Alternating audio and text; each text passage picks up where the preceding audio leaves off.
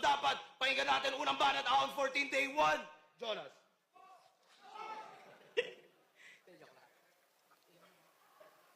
Game!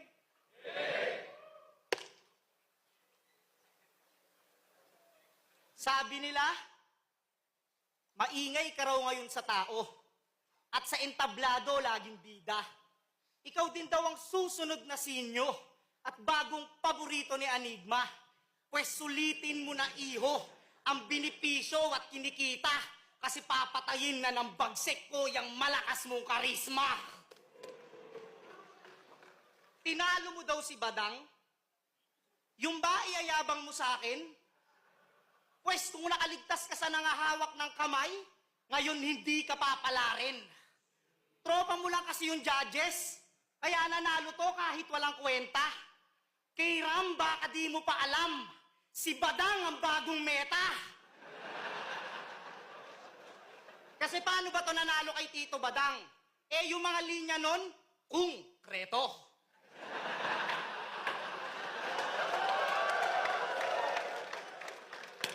Yung hinampas niyang papel sa mukha mo, kumpleto. Hindi uubra to, kahit sa kongreso. Luto yung panalo mo, kitang-kita kahit sa kumento. Masyado ka kasing mapangusga, wala ka ng sino.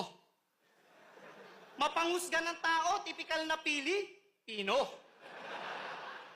Kaya dapat sa mga katulad mo, sipa.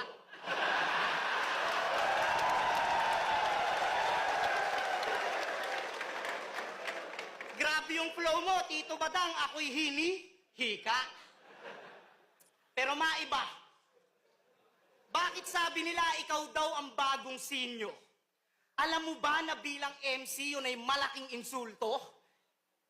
Kasi ibig sabihin nun ay wala kang sariling estilo at sa sikat ng iba ikay nagsisilbing anino.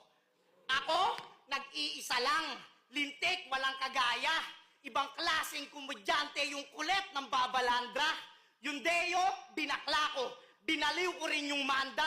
Kaya kahit sinyong malupit ang itapat nyo, di ako kaya. Sinyo!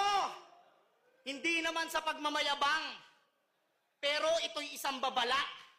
Alam mo bang kaya kitang talunin ng all 3 rounds? Basta di ka magsasalita.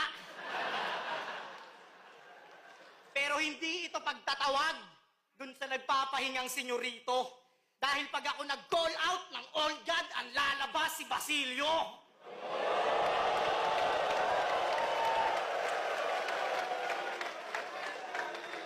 Ewan ko ba rito kay Arik? Mga binibigay sa akin, puro bayaw na lang. Binigyan nga ako ng uprising, puta si Tuwing naman. Oo, nung nakaraang ahon, yung kalaban ko may tililing. Main event kami na ang mga nanonood puro bote ng Nature Spring.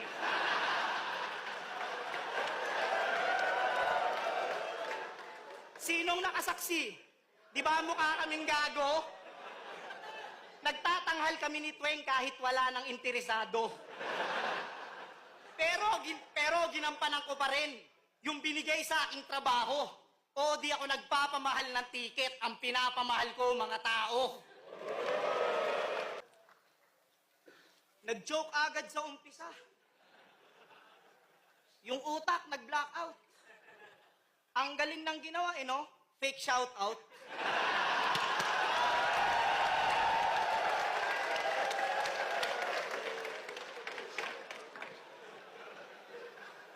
Usapang motor, ha? Sige, pagbibigyan ko to. Pero bago ang lahat, akin na lisensya mo.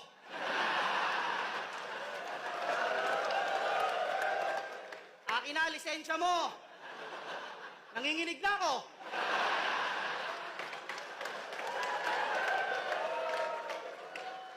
Namumula pa yung mata mo, oh. May hepa ka, no?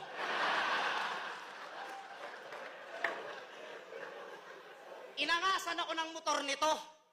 Puta, ang tindi. Umarada sa harap ko, NWA 160. Pero may PCX talaga siya. One time, sinubukan ko manghiram. Puta yung manibela, oh. Puro pakanan. Grabe yung bulok ng PCX mo. Sobrang malala. Alam nyo yung panggilid niya? Hayop nasa gitna. Tapos yung busina raw ni Nikki, sigaw. Aba, nakakahiya naman sa signal light mo. Paa.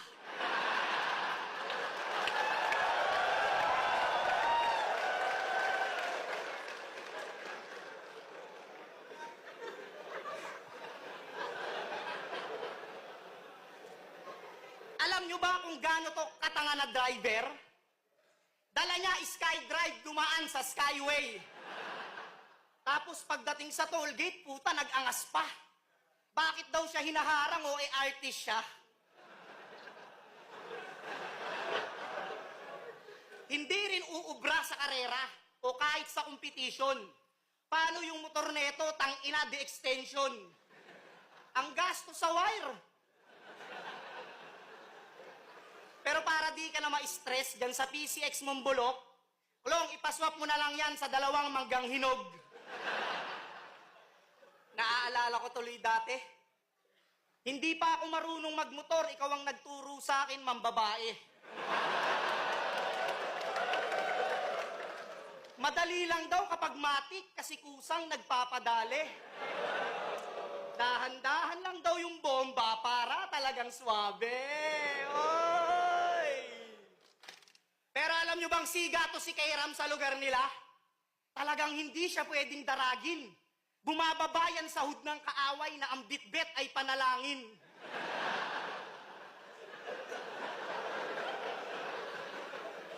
Hindi rin siya pwedeng biruin.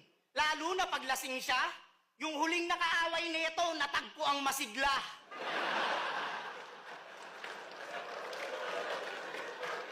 Nag-sparring nga sila ni Poison. Yung laban, ang ganda. Kaso to nagre-reklamo, sinasapak daw siya. Yan ang problema sa'yo. Hindi ka natutong lumaban. Puta, para kang Chinese, magaling ka lang makipagduraan.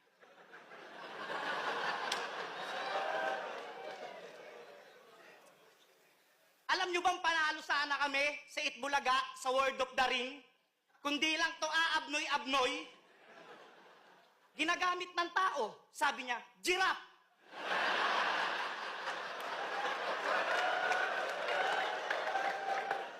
Giraffe? Humaba tuloy. Pero yung mga katarantaduhan niya, sa round 3 ko na itutuloy. Hanggang kusang lumubog yan na para bang bumombet sa kumunoy.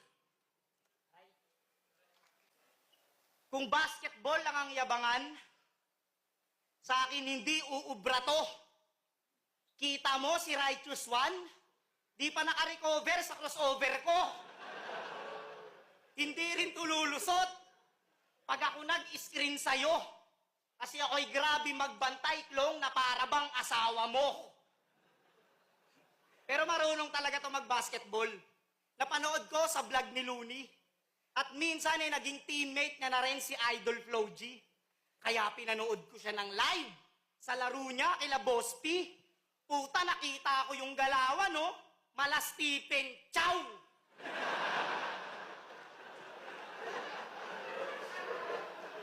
Stephen Chow? Ang lupit mo, brother.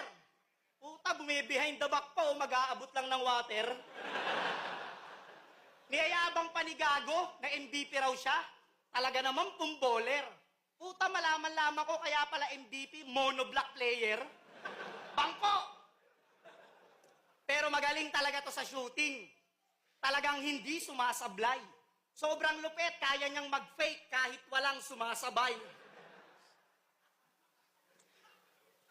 Sobrang lupit, kaya niyang mag-fake kahit walang sumasabay.